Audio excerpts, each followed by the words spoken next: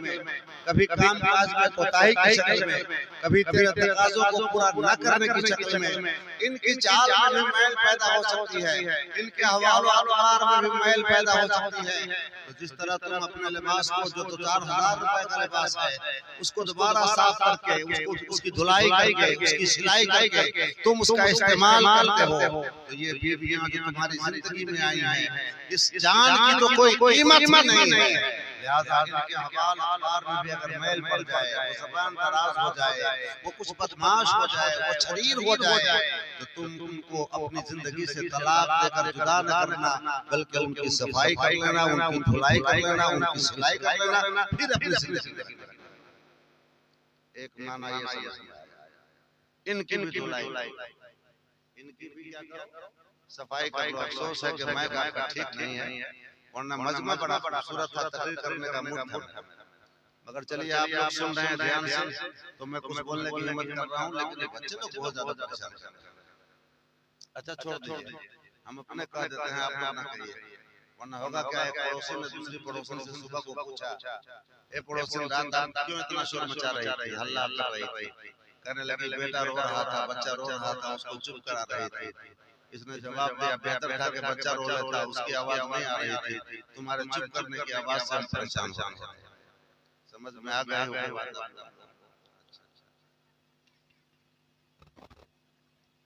तो लिबास का काम है, लिबास के अंदर मैल पैदा होता है तो उसको फेंका नहीं जाता। आज हमारा नौजवान बाहर से तलाक लेता है, Qatar, Dubai, Malaysia, Kuwait, Bahrain, Saudi, जरा से शिकायत मिल गई, 2-4 बार फोन किया, न उठाया, गुस्से में आकर के दिमाग में बदजनी पैदा हुई, न जाने ये कहाँ चली गई, तरह तरह के ख्यालात पैदा हुए, शैतानी वसवसे पैदा हुए, और 2-4 मरतबा फोन करने के बाद न उठाने की वजह से तलाक ठोक दिया। पता चला लाइन नहीं थी गांव में, चार्ज नहीं था मोबाइल, इसलिए उठा न पाई। पता चला कोई इमरजेंसी में चली गई थी, या स्विच ऑफ था, या और कोई वजह थी, बच्चा रो रहा था। एक नहीं अनेक कारण हो सकते हैं, लेकिन नादान ने सोचा नहीं, धड़ाधड़ 3 तलाक ठोक दिया। अस्तगफिरुल्लाह। दोस्तों याद रखो, मुबाह काम में, जायज कामों में, जिस काम का करना जायज है, जिस काम का करना मुबाह है, उन तमाम कामों में जिसका करना मुबाह है, सबसे ज्यादा अगर कोई चीज नापसंद है अल्लाह को, तो वो तलाक है। इन्ना अबगदल मुबाहात तलाक। बेशक तमाम जायज कामों में जिसका करना जायज है, मगर अल्लाह ताला को जो सबसे नापसंद है वो तलाक देना नापसंद है। मत सता जालिम किसी को, मत किसी की आहले, मत सता जालिम किसी को, मत किसी की आहले, दिल के हिले से ओ नादा अर्श भी हिल जाए। तलाक दे करके तुम किसी मोमिन का दिल न दुखाओ, मोमिन का दिल दुखता है तो अर्श खुद के मारे हिलने लगता है। तलाक न दो, बल्कि उसकी सफाई करो, नसीहत करो, समझाओ बुझाओ। मेरे सरकार दो आलम सल्लल्लाहु तआला अलैहि वसल्लम की प्यारी बीवी माई आयशा रज़ियल्लाहु तआला अन्हा, याद है हजरत माई आयशा मेरे सरकार की वो बीवी हैं जिनसे मेरे आका ने सबसे कम उम्र में शादी की। ये बात आप लोगों को नहीं मालूम होगी, याद कर लीजिए। बड़े बड़े जलसों में आप नई तकरीर सुनते हैं, खाली मौलाना का स्टाइल सुनने के लिए जाते हैं, स्टाइल देखने के लिए जाते हैं, मगर मिलाद में वाकई में सुनने का माहौल होता है।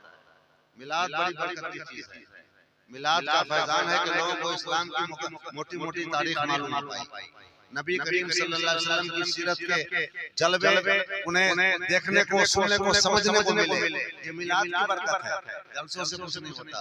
सुनिए इधर, हजरत माई आयशा मेरे सरकार की वो बीवी हैं जिनसे सबसे कम उम्र में आपने शादी फरमाई थी। मतलब ये हुआ कि मेरे आका की उम्र 50 से क्रॉस कर रही थी और हजरत माई आयशा की उम्र निकाह के टाइम में 6-7 या 7 साल थी और 9 साल की उम्र में रुखसती हुई। अगले जमाने में कौन होता था, कारी साहब शादी पहले होती थी और गौना बाद में होता था, ऐसा था ना अगले जमाने में। अब तो दोनों साथ साथ हो जाते हैं, मगर अगले जमाने में दस्तूर था, पुराने लोगों को पता है, शादी होती थी बचपन में भी हो जाती थी, लेकिन गौना बाद में होता था। तो मैंने देखा कि सरकार की जिंदगी से ये चीज मिल गई, मेरे सरकार ने भी शादी पहले किया है, गौना बाद में किया। 2 साल के बाद जी माशाअल्लाह, तो ये चीज का सबूत मिल गया नहीं मिल गया।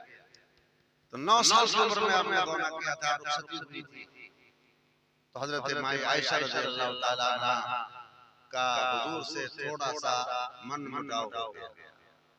क्या हो गया? मन मुटाव हो गया। झगड़ा बोल सकते हैं, झगड़ा बोल सकते हैं, संभल के जवाब दीजिएगा। हुजूर का हजरत माई आयशा से झगड़ा हो गया, बोल सकते हैं? नहीं बोल सकते। अरे सारी कायनात का झगड़ा जिस दर से मिट रहा हो, उस घर में कहीं झगड़ा हो सकता है?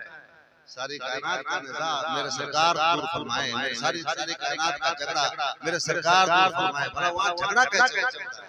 तो झगड़ा तो बोल नहीं सकते हैं, मन मुटाव। तो मेरे आका सल्लल्लाहु ताला अलैहि वसल्लम ने बड़ी हिकमत से काम लिया।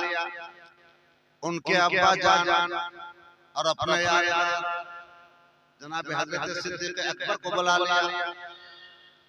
हजरत सिद्दीक अकबर हजरत माई आयशा के अब्बा, हुजूर के क्या लगे?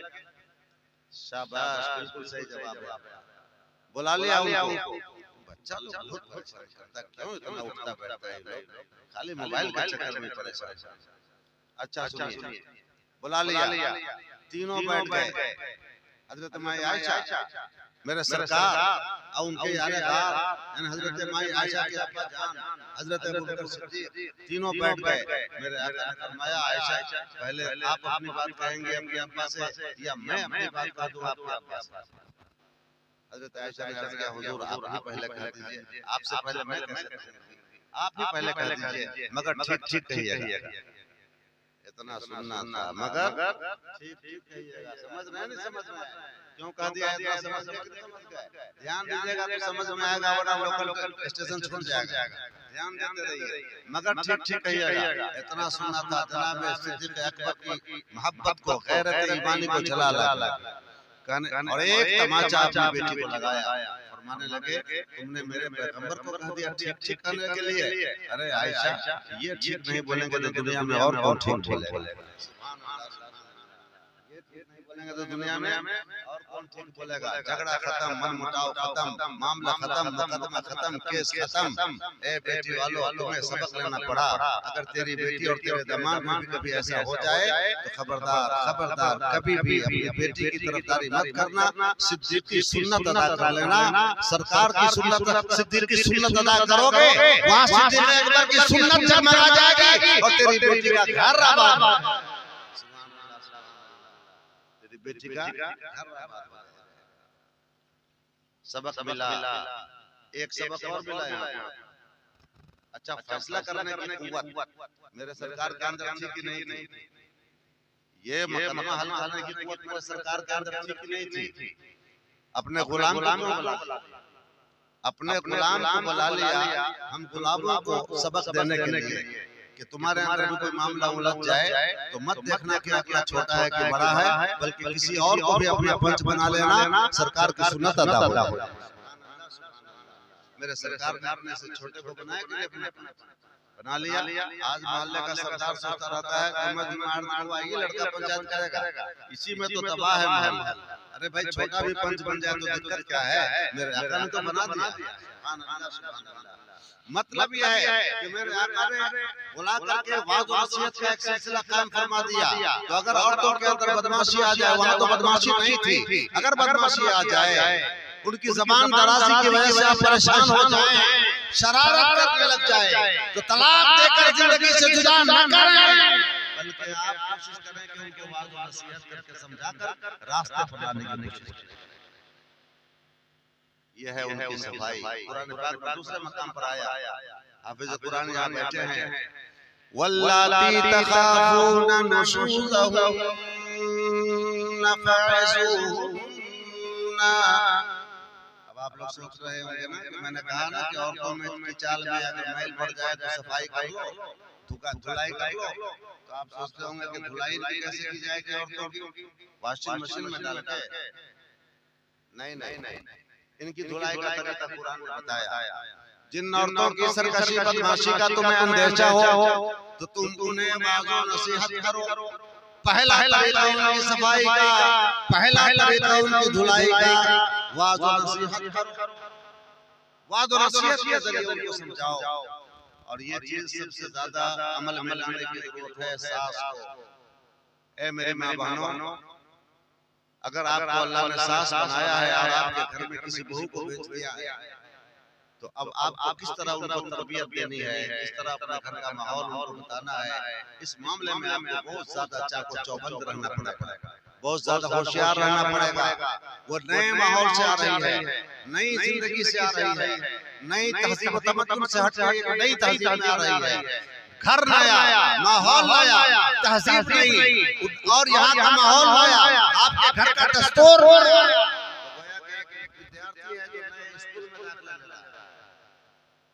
जब नए स्कूल में कोई विद्यार्थी आए तो स्कूल में आने के बाद स्कूल का मास्टर एक गलती पर उसको सजा नहीं देता, बल्कि उसको समझाता है, अपने स्कूल का दस्तूर बताता है।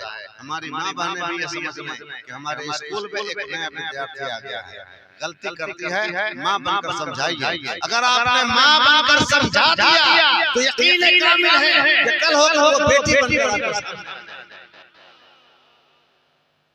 कुछ औरतों को आप देखेंगे बेटा बड़ा वफादार है, बाजार जाता है जो कुछ लाता है माँ के आंचल में डाल देता है, पूरे मोहल्ला में बेटा की बड़ाई करती है, मेरा बेटा तो बड़ा सोना है, जो लाता है मेरी गोद में डाल देता है, खूब बड़ाई कर रही है।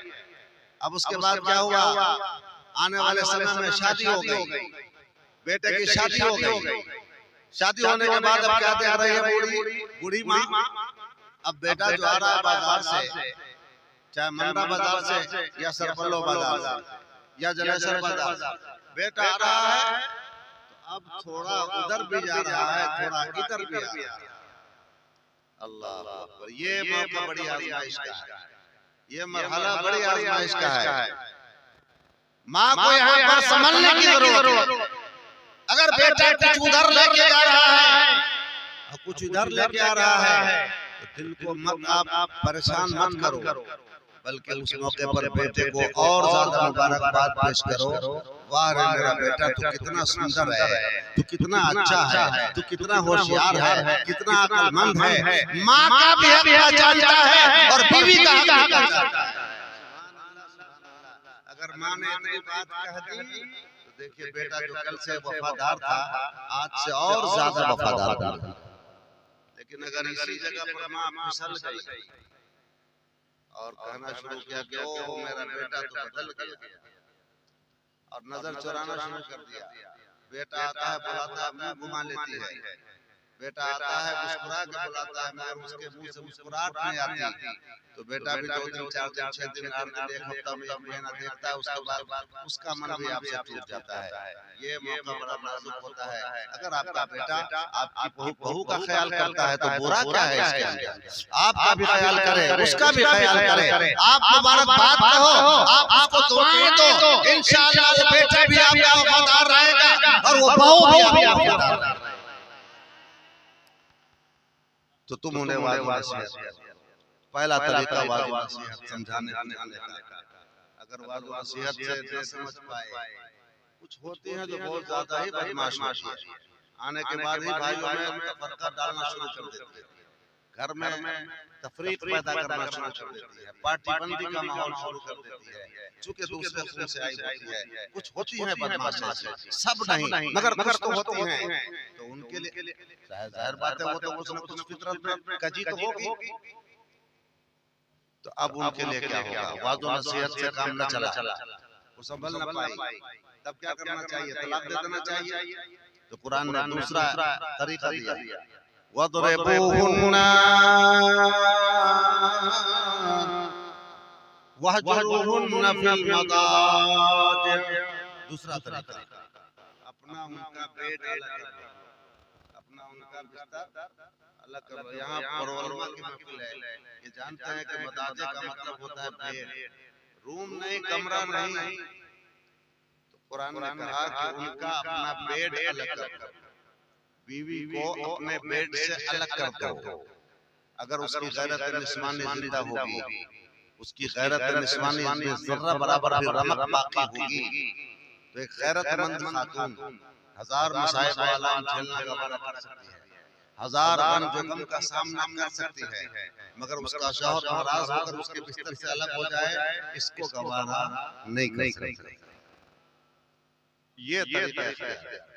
बैठ जाओ, क्या कर रहा है? अरे बाबा तो बड़ा ढीठ मालूम होता है, कई बार तुम देख लिए हैं आते जाते, तो बैठो ना, हटो ना, पैसा के चक्कर में न पड़ो, मेरी बात सुन लो। तुम्हारी अभी भी जितनी मुस्कुरा रहा है, शादी होने दो ना, सब मुस्कुराहट निकल जाएगी तुम्हारे। शादी होने दो ना, जितना मुस्कुरा रहा है मुस्कुरा लो, शादी होने की देर है।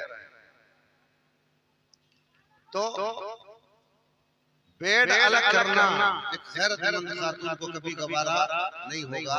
तो कुरान पाक ने दूसरी तालीम दिया, सफाई का दूसरा तरीका दिया कि अगर वारो नसीहत से न संभल पाए तो तुम अपना उनका बेड अलग कर लो, 2 दिन 4 दिन 6 दिन हफ्ता 2 हफ्ता इस तरह से आजमाओ। अगर संभल गई फबिहा अल्हम्दुलिल्लाह माशाअल्लाह, और अगर इस तरीके से भी वो न संभल पाई, तुम्हारा ये दूसरा तरीका भी फेल हो जाए, कारगर न साबित हो सके और वो अपनी शरारत से बाज ना आ सके, बाज बहुत ज्यादा बदमाश होती है। एक औरत गई एक हजरत के पास, हजरत मेरा शौहर मुझे बहुत मारता है, ताबीज दे दीजिए। तो हजरत ने उसको ताबीज दिया और फरमा दिया कि लो ये ताबीज, जब तुम्हारा शौहर घर आवे तो इसको दांत के नीचे दबा लेना। कहा ठीक हो जाएगा? कहा हाँ बिल्कुल नहीं मार लेगी। कहा ठीक है। आई शौहर के आने का इंतजार करने लगी। जब शौहर आया शाम को घर पे, दांत के नीचे दबा लिया। बहुत अच्छी रात, कोई हंगामा नहीं, कोई शराबा नहीं, कोई मारपीट नहीं, बहुत अच्छा चला, पूरी रात अच्छी गुजरी। 2-4 रात ऐसा ही चलता रहा। तब जाकर के हजरत के पास पहुंची शुक्राना अदा करने के लिए। हजरत आपने बहुत कारगर ताबीज दिया है, जब से आपकी ताबीज लेकर गई हूँ कोई हंगामा शोर शराबा कोई मारपीट नहीं है। हजरत ने फरमाया पगली मेरी ताबीज का असर नहीं है बल्कि तेरी ज़बान का असर है। दांत के नीचे वो ताबीज रखती थी तो बोलती ज्यादा थी, इसलिए मार खाती ज्यादा थी, तो मैंने दांत के नीचे ताबीज रखने के लिए कहा। तो किसी की ज़बान बहुत ज्यादा दराज होती है, जिसकी वजह से घर में हंगामा होता, शौहर से मार खाती है, तो बहुत ज्यादा कुछ बदमाश होती है। तो उसके लिए भी चांस है कि नहीं है कि नंबर खत्म हो गया, अब इसके बाद तलाक देना पड़ेगा। नौजवानों, शादीशुदा जवानों, तुम भी सुनो और जिसकी शादी नहीं हुई है वो भी सुने, ताकि अपनी शादी में यह नसीहत काम आए। अगर वारो नसीहत से काम न बना, बिस्तर अलग करने से काम न बना, तब क्या करना चाहिए? तो तीसरा तरीका भी अल्लाह ने फरमाया, वदरिबूहुन्ना, उन्हें हल्की मार मारो। अब हल्की मार मारो, अब मारने में भी अल्लाह के हबीब सल्लल्लाहु अलैहि वसल्लम पर कुरान उतरा, उस कुरान को जितना मेरे सरकार समझते हैं दुनिया में कोई नहीं समझता। मेरे सरकार ने फरमाया अपनी बीवियों को लाठी से न मारो। कहिए सुभान अल्लाह। पूरा मजमा एक साथ बोलिए और मैं कैद बोलता जा रहा हूँ और आप सुभान अल्लाह बोलते जाइए। हुजूर की कैद, हुजूर फरमाते हैं लाठी से न मारो। बोलिए बोलिए, गुलामों की तरह न मारो, चेहरा पर मत मारो, जानवरों की तरह मत मारो। ये मेरे सरकार की शान रहमतुल्लिल आलमीन कि मारने की इतनी हदबंदी कर दिया कि वो मार क्या रह जाएगी, बल्कि वो मार भी प्यार में बदल जाएगी। न लाठी से मारना, न गुलामों की तरह मारना, न जानवरों की तरह मारना, न चेहरा पर मारना। लाठी से मारोगे हड्डी टूट जाएगी, फिर तुम्हारे लिए नुकसान। चेहरा पे मारोगे तो चेहरा इंसानी वो है जिसको पैदा करके अल्लाह ने अपने हुस्न खालिकियत पर नाज़ फरमाया। लक़द खलक़नल इंसाना फी अहसनि तक़वीम, हमने इंसान को बेहतरीन पैकर में डाला है। इतना हसीन पैकर इंसानी को अल्लाह ने डाला है, इससे बेहतर कोई बना नहीं सकता। इससे बेहतर कोई बना नहीं सकता। एक शायर ने एक मिसरा पेश किया, इसलिए तस्वीर जाना मैंने खिंचवाई नहीं, इसलिए तस्वीर जाना मैंने खिंचवाई नहीं। कहा कोई कीड़ा लगाए इसको दूसरा मिसरा बनाए। तो एक शायर उठा, जाहिर बात है उसमें कारी बशीर साहब जैसे लोग रहे होंगे, उन्होंने दूसरा मिसरा तैयार किया और कहा, मांगता है दाम का पास एक पाई नहीं, मांगता है दाम का पास एक पाई नहीं, इसलिए तस्वीर जाना मैंने खिंचवाई नहीं। तस्वीर बनाने वाला पैसा मांगता है, पास में पैसा नहीं, इसलिए महबूब की तस्वीर नहीं खिंचवाई। बहुत बड़ी बात नहीं कही, तुकबंदी कर दिया। तो दूसरा उठा कहा करना ये ठीक है मेरा। तो उसने कहा, मैं हूँ मुश्ताक़ तकल्लुम इसमें गोयाई नहीं, मैं हूँ मुश्ताक़ तकल्लुम, यानी मैं अगर महबूब की तस्वीर खिंचवाऊंगा तो दिल करेगा बात करना, अब वो बात कर नहीं पाएगी, इसलिए मैंने सोचा कि महबूब की तस्वीर ही ना बनाई। मैं हूँ मुश्ताक़ तकल्लुम इसमें गोयाई नहीं, इसलिए तस्वीर जाना मैंने खिंचवाई नहीं। तीसरा उठा कहा कि मेरा भी सुन लो, बुत परस्ती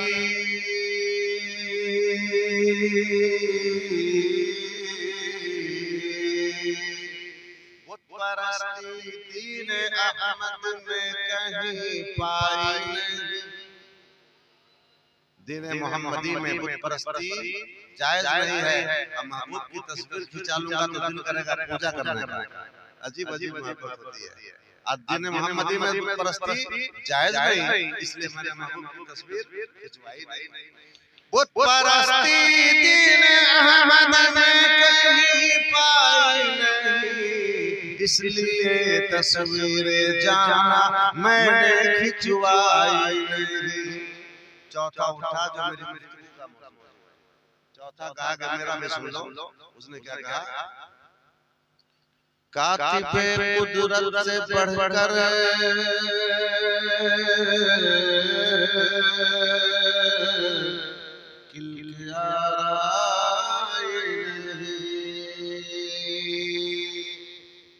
कुदरत ने जो अपने कलम से मेरे महबूब की तस्वीर बना दिया है, कोई उसका जवाब ला सकता है क्या?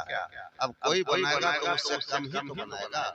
तो कातिब कुदरत के कलम ने जो मेरे महबूब की तस्वीर बना दिया है, उससे बढ़कर कोई तस्वीर बना नहीं सकता, इसलिए मैंने अपने महबूब की तस्वीर दोबारा किसी से खिंचवाई नहीं। कातिबे कुदरत से बढ़कर